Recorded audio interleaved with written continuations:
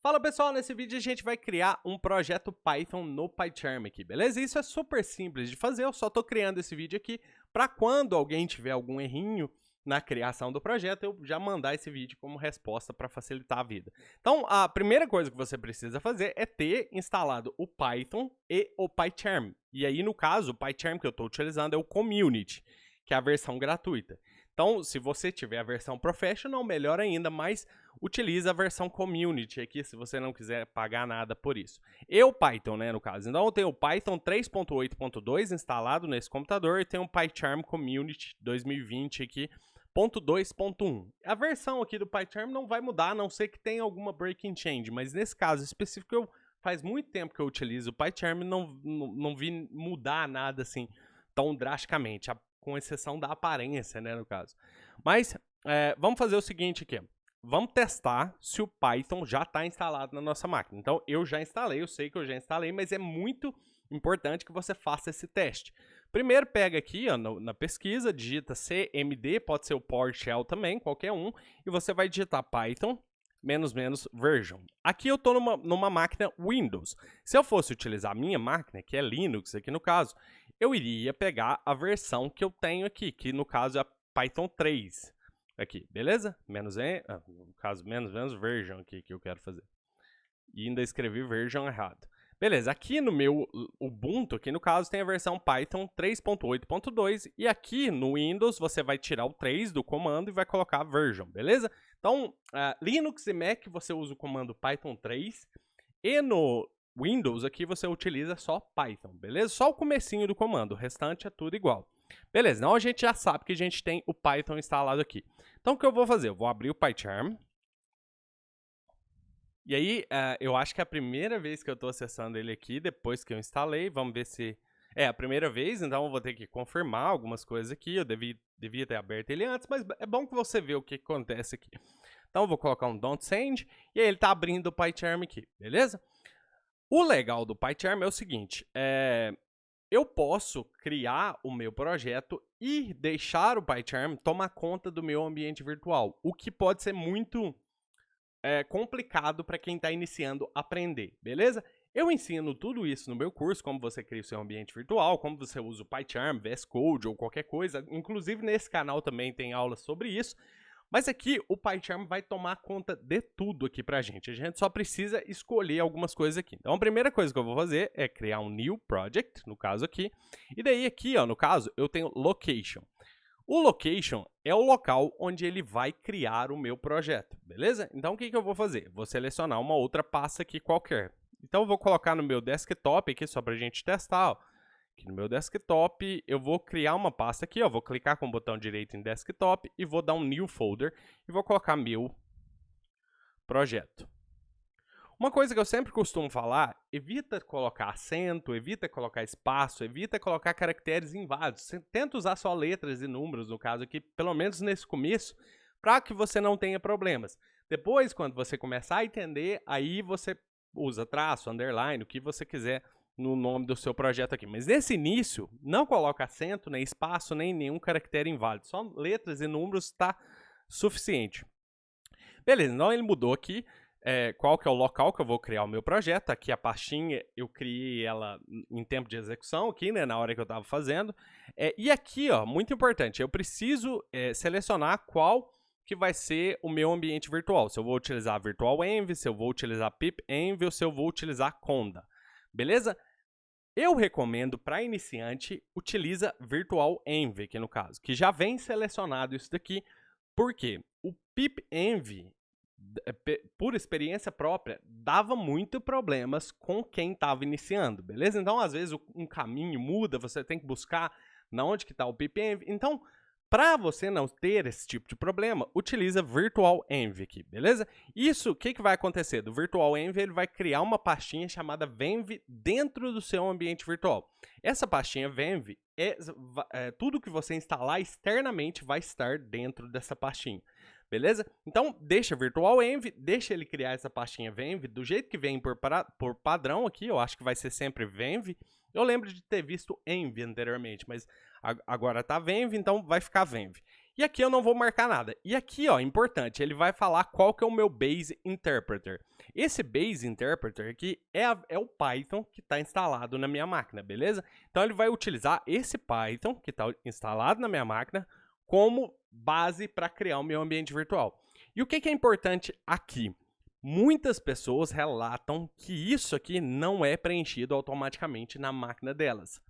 Isso é para ser preenchido automaticamente, a não ser que você não tenha instalado Python ou que o PyCharm não tenha detectado o seu Python, isso aqui é para ser preenchido automaticamente. Se não preencher automaticamente, verifica novamente como que está a tua versão do Python. Se está tudo instaladinho, se o comandinho que eu te mostrei no começo está funcionando perfeitamente, checa a instalação do Python. Se não tiver ok, você instala o Python, tenta talvez dar uma reiniciada na máquina, tenta talvez, eu já vi problemas aqui, reinstalar o PyCharm também, porque eu já vi problemas, assim, uns erros muito estranhos que a gente não consegue detectar de onde vem, reinstala o PyCharm, ele volta a funcionar. Beleza? Então, checa essas coisas. O Python e o PyCharm precisam estar instalados. Depois que eu conferir o local onde eu vou criar o meu projeto, o local onde o PyCharm vai criar o meu ambiente virtual, que vai ser dentro da pasta do meu projeto, o meu Base Interpreter, aí é só clicar em Create aqui. Beleza? Clicando em Create, ele vai criar o meu ambiente virtual automaticamente. Por isso eu costumo recomendar o PyCharm para quem está iniciando, para não ter essa complexidade de criar um ambiente virtual. Beleza? Daí aqui a gente pode marcar, não quero ver chips, beleza? Aqui está selecionado, ele está com um tema claro aqui, não sei porquê, não me perguntou qual tema eu queria usar. Mas é isso, isso aqui deve levar alguns segundinhos, eu vou pausar isso aqui e aguardar. Vou cortar essa parte do vídeo, não vai precisar. Acho que não vai precisar, a gente já pode até utilizar. Então aqui, ó, ele já criou inclusive um arquivo main aqui pra mim com alguma coisa aqui pra mim, ó, que eu posso até testar. Eu tô como novato aqui nessa versão do PyCharm porque ele não fazia isso anteriormente.